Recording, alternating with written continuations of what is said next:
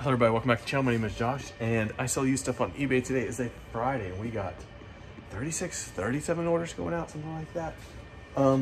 Talking about today, something kind of thinking about lately, and that is kind of like having a listing goal. Do you guys have a listing goal for your business? Let me know down in the comments below. But because right now I don't. I used to have a daily listing goal that was a set amount, and that amount had to do a lot with how much I wanted to sell per day. Right now, typically if I sell around $500 per day, the income coming in is pretty good. That's kind of like where I like to be.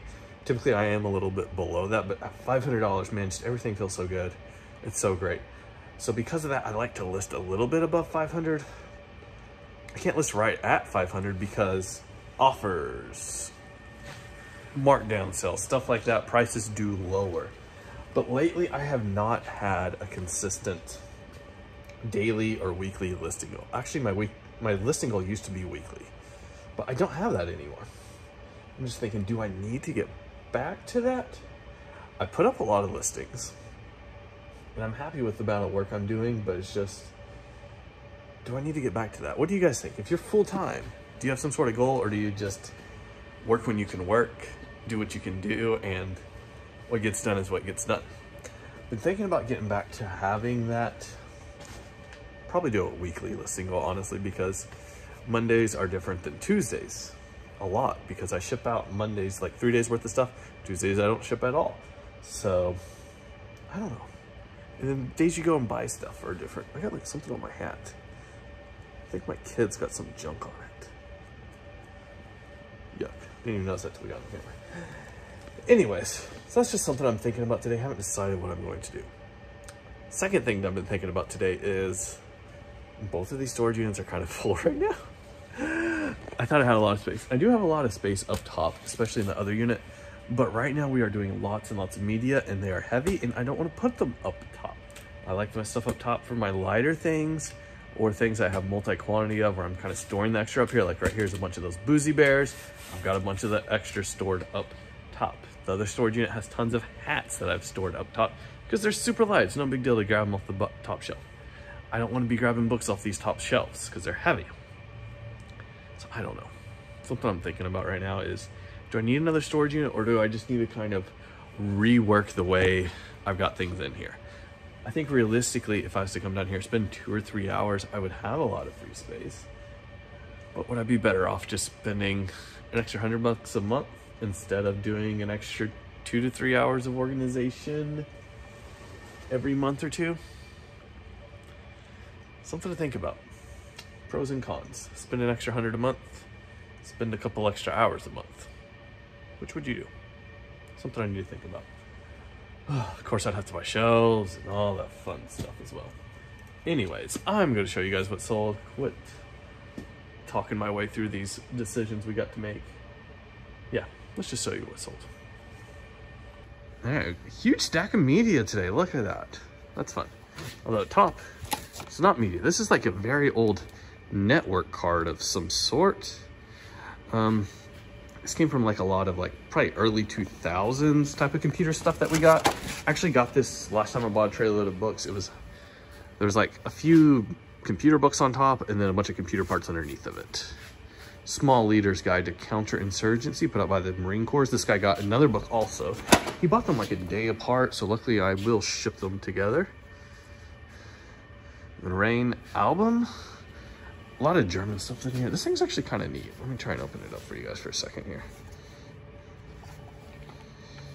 So it's got like all this German stuff in here. There's some like postcards in here. I think a bunch of them are missing. A bunch of photographs maybe. I don't know. It's really cool. I took a lot of pictures of this when we listed it. I think I got like $27 for that. Had a lot of things sell around that $27 mark today. One CD, this is new sealed, would not sell us on Amazon though because of the condition of the seal. And this is Stacy Michaels, Be a Champion. Baptism of the Holy Spirit, that's a little Joyce Myers DVD. These three went to the same buyer. I had them listed separately because we have seasons 1, 2, and 7, but some German thing. It's Region 2, which I'm not really listing non-Region 1 stuff anymore. So hopefully that sale goes good, because sometimes foreign region DVDs, the sales fall apart. Church Hymnal, SDA. Here we've got Interview with the Vampire by Anne Rice. This is a first edition, first printing. Pretty cool. Oral Roberts edition Bible. This does have like commentary in here by him somewhere. Here's the other book that military guy got. The Individual's Guide to Understanding and Surviving Terrorism. Interestingly enough, I'd sold the same bundle of books, those two books, to another buyer also, because I had 2 copies of each of those. And then 2 different buyers came and bought both of the pairs. The Lord God Made Them All by James Herriot. Here's a textbook. This was gated on Amazon, so I could not sell it there, but it was worth selling on eBay. Human Psychology, or not Psychology, Physiology, big difference there. And Civil Procedures 3rd edition. These law books are really hard because a lot of buyers want to pay like $10 total for them. And the problem is it's going to cost like $5, $6 to ship them. So they're really hard to sell. Sewing machine parts. We got this little belt cover. We got a spring. We got a little gear. Those are going out. One bit of glue, plexus, and a lot of books by Callie Gibran, whoever that is. That's everything in this unit. Let's go to the other one. Let's see what's down there. I forgot this down here. We had one black and white photograph. This lady with a horse. Buyer paid $7 plus shipping. I'm gonna put that inside this Anne Rice book so it doesn't get messed up. Let's do this. This is harder to do on camera. There we go. All right, looking down on the floor, we got one pair of Justin boots. These have been listed quite a while. They finally did sell. Very happy with those. A lot of times with boots, you're waiting for a buyer that just really likes that look of the boot. And sometimes they can take a while to sell because of that. Got a CD going out. I don't even know what this is. The company band Pros and Cons. Circle Indigenous. Whatever that emoji is. Saffron 3. Probably pronounced that wrong. The Siren. And that's it for CDs. We do have one yearbook going out. 1998 Central Tom Tom. I believe this is Tulsa. I found like those like 80s, 90s yearbooks are kind of like what's selling best for me right now. So yeah, that's what's doing real good. One pair of jeans, Wranglers with the leather patch on here. One thing, I've seen a lot of people list newer ones as vintage of these. For vintage, what you're looking for typically on this tag right here is you're looking for made in USA. These are made in Mexico of USA fabric. Probably fairly newer. So yeah, just throwing that out there. If you see that made in USA there, also this tag will be slightly different on even older ones. That's what you're looking for the vintage pair. This is more of a modern, newer pair. Even though this 13 NWZ, they've been making that style of jeans for a really long time. All right, let's put those in there. I'll fold those up nicer off camera. Got one hat, it's kind of like that welding style. It's reversible. Got that going out. One pair of, these are like joggers or sweatpants. I believe they're Russell brand. What else we got? A Nike visor going out. Pretty cool.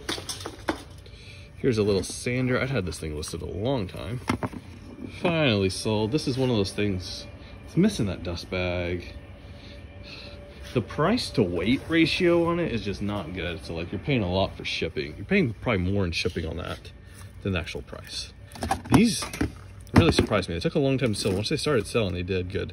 This is like the power cord for like some sort of recliner. I never could figure out exactly what type of recliner it was, but I just put that number, big long number, in the listing, all the information that was on there.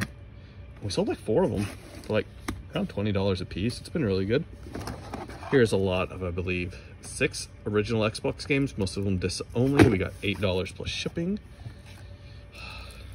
It's off of Volkswagen something, I don't remember what. We got $27, look at that. Made in West Germany. Pretty cool. Old car parts, doing really good. Also, motorcycle parts. What would you guess this would go for? Look at this. I mean, just some like clamps to hold down the battery, the little bolts here. $27 plus shipping on those. Would not have guessed they were worth that much. And last but not least, we got a motor to a ceiling fan. Parts and pieces are doing great on eBay for me right now. All right, that is everything today. Thank you guys so much for watching. What do you guys think? Do I need a second storage unit, or do I just need to spend 2 or 3 hours down here organizing, condensing, moving stuff around? We're kind of at the point where it's getting kind of full. There are empty holes in lots of places though. I don't know what to do. Got to make a decision in the next few weeks though.